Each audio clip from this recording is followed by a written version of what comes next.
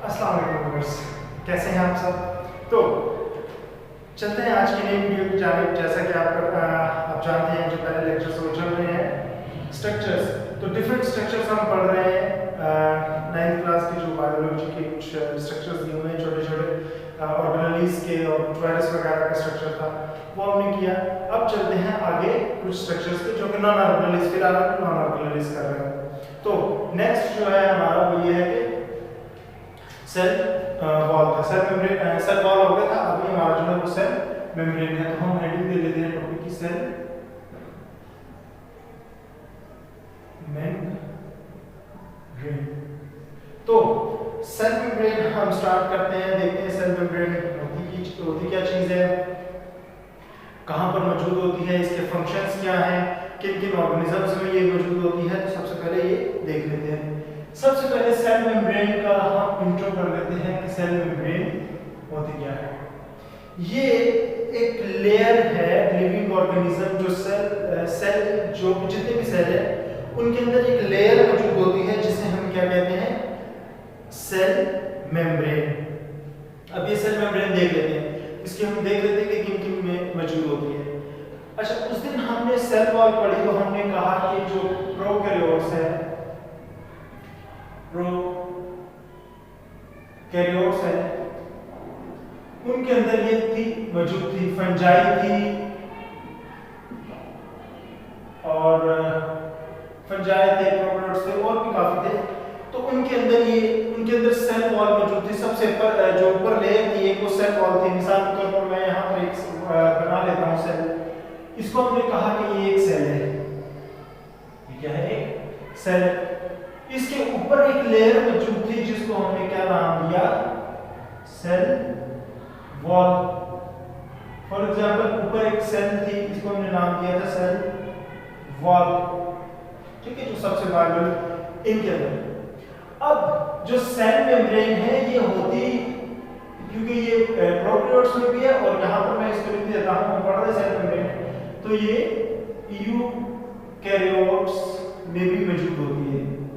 ये यूकैरियोट्स में भी मौजूद होती है। लेकिन फर्क क्या है, पहले आप देखें, हमने कहा प्रोकैरियोट और फंजाई वगैरह जितने भी, तो उनमें सेल वॉल थी आउटर लेयर।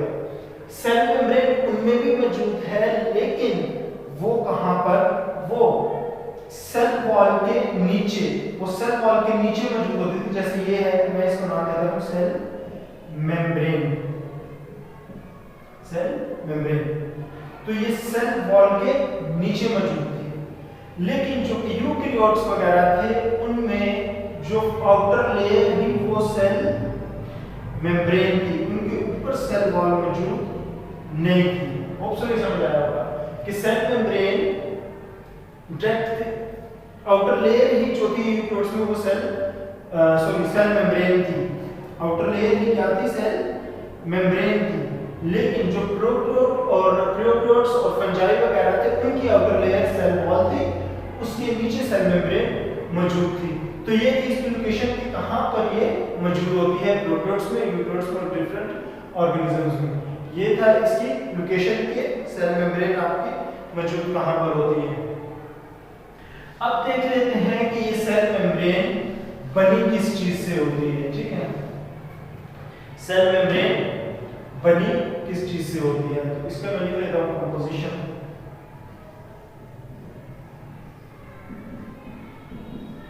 तो सेल मेम्ब्रेन जो है वो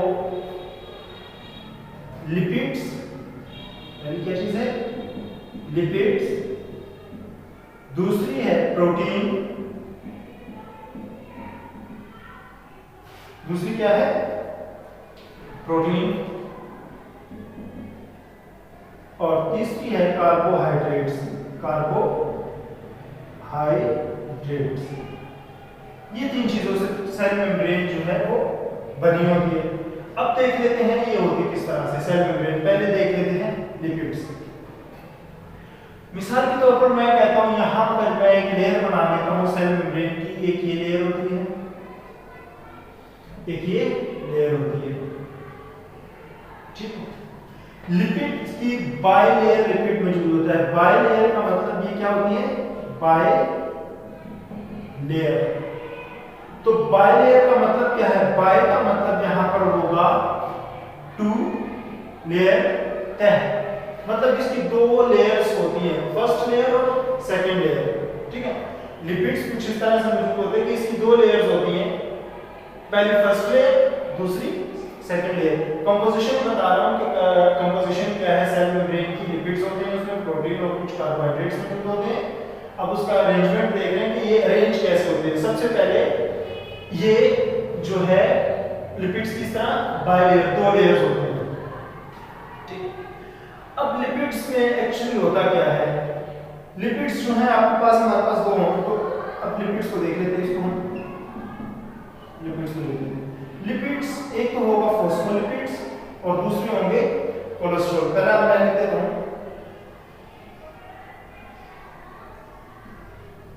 फॉस्फोलिपिड्स,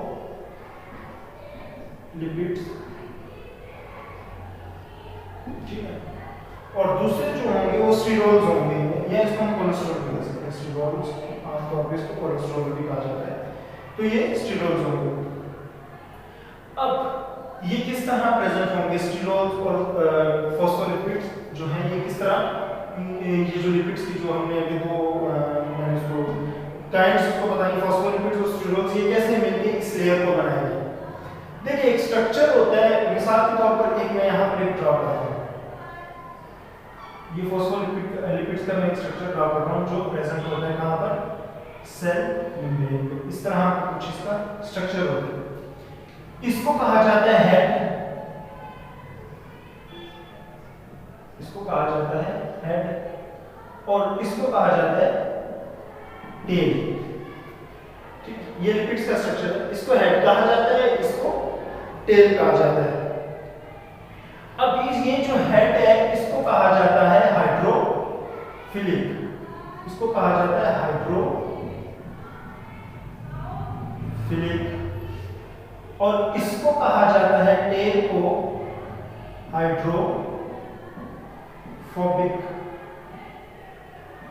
हाइड्रोफोबिक।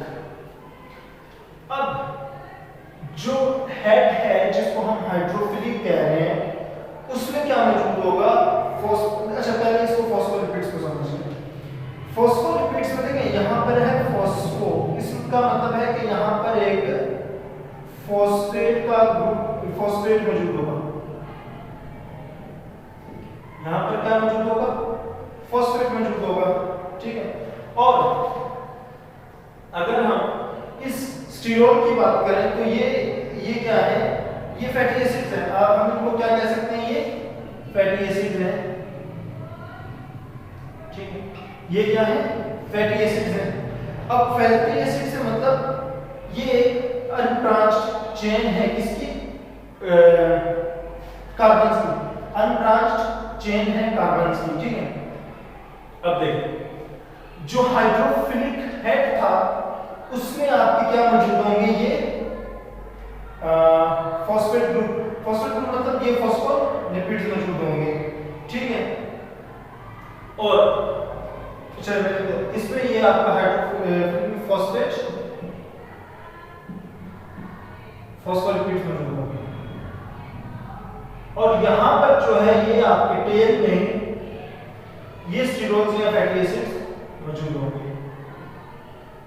ठीक है, ये तो था, ये इसका एक हमने एक स्ट्रक्चर कर लिया फॉस्फोलिपिड्स का। अब ये मौजूद के प्रेजेंट किस तरह होंगे सेल मेम्ब्रेन के अंदर? इसका जो हेड होगा वो इस तरह से मौजूद होगा। ठीक है, मैं यहाँ पर इसके हेड बना लेता हूँ। ये इसके हेड कुछ इस तरह से मौजूद होंगे, प्रेजेंट होंगे यहाँ पर। मान लिया ये इसकी हेड है और यहाँ पर ये इसकी टेल होगी, लिपिड्स की कुछ इस तरह से ये प्रेजेंट होगा। ठीक है, और यहाँ पर इनकी टेल होगी।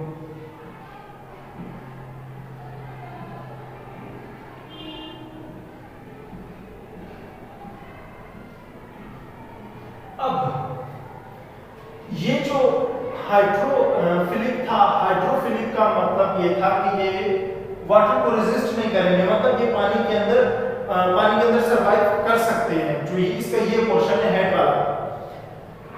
जो हाइड्रोफोबिक टेल था, हाइड्रोफोबिक, अच्छा हाइड्रो का मतलब ये होता है वाटर, फिलिप मतलब ये सरवाइव कर सकते हैं उसमें। और ये जो हाइड्रो है ये वाटर, और फोबिक मतलब ये इसको रेजिस्ट करते हैं, वाटर को रेजिस्ट करते हैं।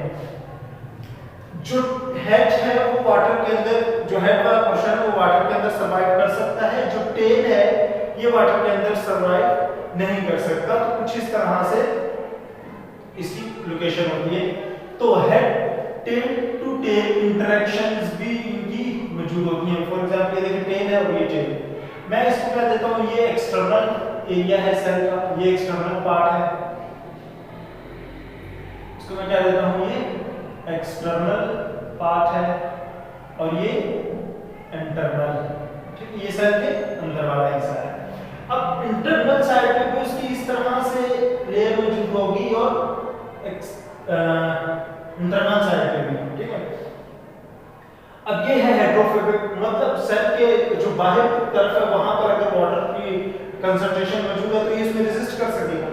इंटरनल साइड पे भी अगर मौजूद है तो जाहिर सी बात है वो साइटोप्लाज्म होगा तो उसमें मौजूद होगी, साइटोप्लाज्म आगे पढ़ेंगे अगला लेक्चर में, तो उसमें भी मौजूद होगी, तो ये इसमें भी सर्वाइव कर सकता है, यहाँ पर भी सर्वाइव कर रहा है।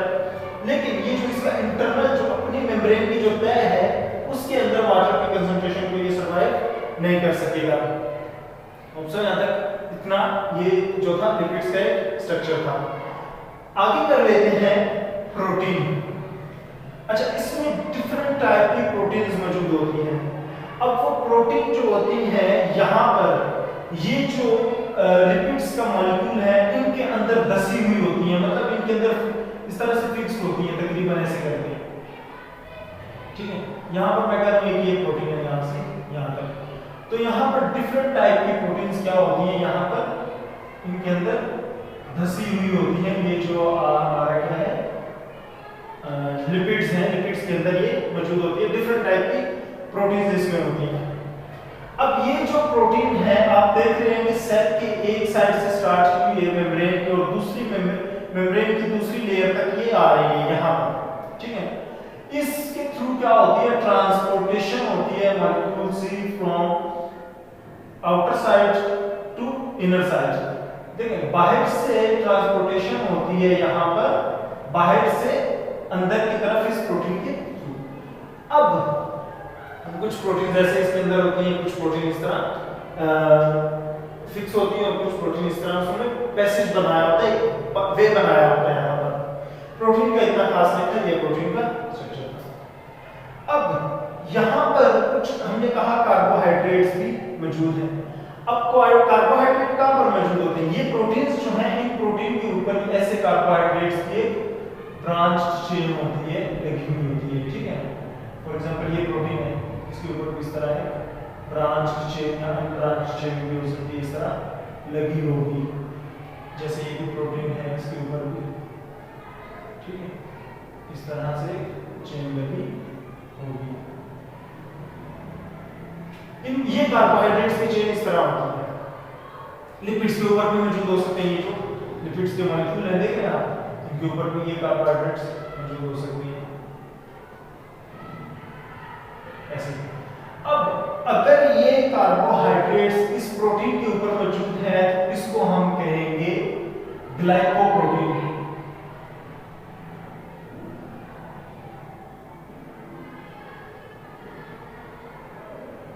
ठीक है, ग्लाइकोप्रोटीन। और अगर ये मौजूद है इन लिपिड्स के ऊपर तो फिर हम इसको कहेंगे ग्लाइकोलिपिड्स, ग्लाइकोलिपिड्स। अगर ये मॉलिक्यूल्स कार्बोहाइड्रेट के प्रोटीन के साथ हैं तो ये बन जाएंगे ग्लाइकोप्रोटीन, और अगर यही मॉलिक्यूल्स लिपिड्स के साथ हैं तो ये बन जाएंगे ग्लाइकोलिपिड्स। तो ये था इसके कंपोजिशन और उसके अरेंजमेंट, इन कंपोजिशंस की कि लिपिड कहां पर अरेंज होगा और लिपिड्स के मॉलिक्यूल्स कैसे अरेंज होंगे। तो उसकी दो लेयर्स, दो बाइलेयर होगी, एक बायलेयर होंगे लिपिड्स की, तो उसमें हमने देख लिया जो फॉस्फोलिपिड्स वगैरह होंगे, और स्टिरोल्स होंगे, हेड उसकी कौन सी होगी, टेल कैसी होगी, ठीक है, और कैसे इनकी अरेंजमेंट होगी, फिर प्रोटीन कहाँ पर अरेंज होंगे और कार्बोहाइड्रेट्स कहाँ पर अरेंज होंगे। जब कार्बोहाइड्रेट्स अटैच होंगे प्रोटीन के साथ तो ग्लाइकोप्रोटीन, जब कार्बोहाइड्रेट्स अटैच होंगे लिपिड्स के साथ तो ग्लाइकोलिपिड्स। ये सारा इसका स्ट्रक्चर था, अरेंजमेंट था। अब अगर हम इसके फंक्शंस देख लें, इसके क्या कर लें, फंक्शंस देख लें, तो फंक्शंस इसके क्या क्या हैं। सबसे पहले है ट्रांसपोर्टेशन,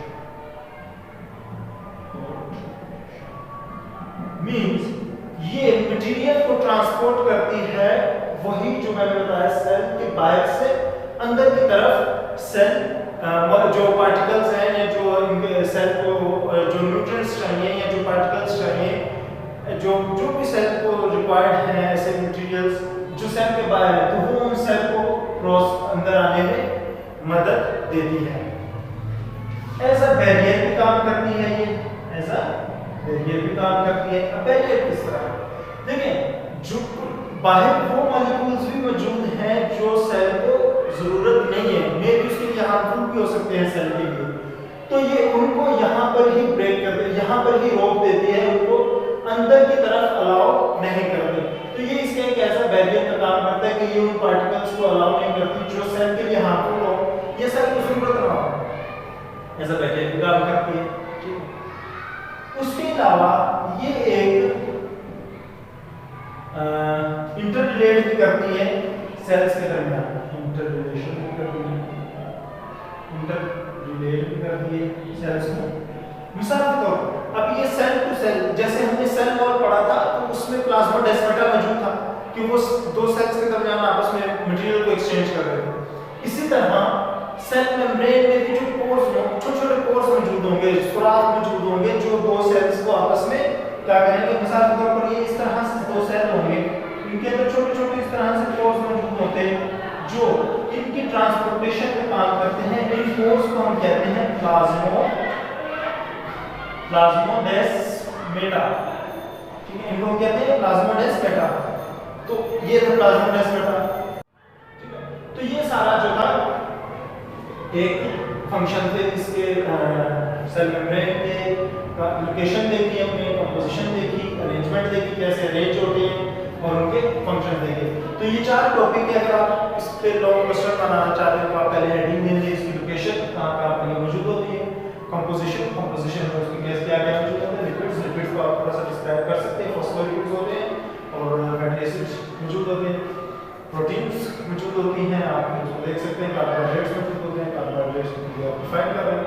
उसके बाद आप अरेंजमेंट लिख देंगे किस तरह मौजूद होते हैं, इस तरह लेयर होती है, लिपिड्स हाइड्रोफोबिक टेल होती है, हाइड्रोफोबिक टेल होती है, हाइड्रोफोबिक टेल्स जो है वो इंटरकनेक्टेड होती हैं इंटरनल साइड पे, और हाइड्रोफिलिक जो है वो हेड होता है वो बाहर की तरफ मौजूद होता है। फिर उन्हीं जो ये लिपिड्स होते हैं उसके ऊपर जो है उसके अंदर जो है प्रोटीन्स वगैरह मौजूद होती हैं, उसके ऊपर कार्बोहाइड्रेट्स वगैरह मौजूद होते हैं, कार्बोहाइड्रेट्स प्रोटीन के ऊपर रहते हैं, ग्लाइकोप्रोटीन और ग्लाइकोलिपिड्स वगैरह ये कहते हैं। उसके बाद आप फंक्शन लिख देंगे, इसके फंक्शन ट्रांसपोर्टेशन वगैरह ये सारा कुछ आप इसको आसानी से एक लॉन्ग क्वेश्चन बना सकते हैं। तो अकॉर्डिंग टू वही मैं डेली बताता हूँ कि ये बलूचिस्तान बोर्ड की जो 9th की बायोलॉजी की बुक है उसी में से टॉपिक दिया गया है, उसी के अकॉर्डिंग इसको एक्सप्लेन किया गया है। तो अगर लेक्चर पसंद आया है अपने दोस्तों के साथ शेयर करें, कमेंट्स में अपनी राय का इजहार कीजिए। अगर पसंद आ रहा है तो कोई क्वेश्चन हो भी आप कमेंट बॉक्स में पूछ सकते हैं। इसके अलावा चैनल को सब्सक्राइब करें, ज़्यादा से ज़्यादा शेयर करें और अपने दोस्तों तक इस चैनल को ज़्यादा से ज़्यादा फैलाएं। इजाज़त दीजिएगा, अपना और अपने घर वालों का ख्याल रखिएगा। अल्लाह हाफ़िज़।